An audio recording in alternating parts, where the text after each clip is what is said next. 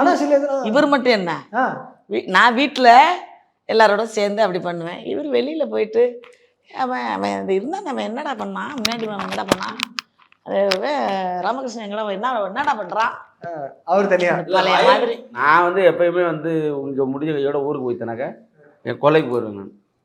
விவசாய நேரத்தில் இந்த தண்ணி வர நேரத்தில் தஞ்சாவூர்ல 6 மாதம் தண்ணி இல்லை சொல்லணும்னா 6 மாதம் தண்ணி வரும். அப்போ பார்த்தீங்கன்னாக்கா அந்த நேரத்துல எல்லாம் விவசாயம் விஷயமா போய் அங்கே போய் பார்ப்போம், 4 பேரை வேலை பார்க்க சொல்லுவோம், இது பண்ணுவோம்.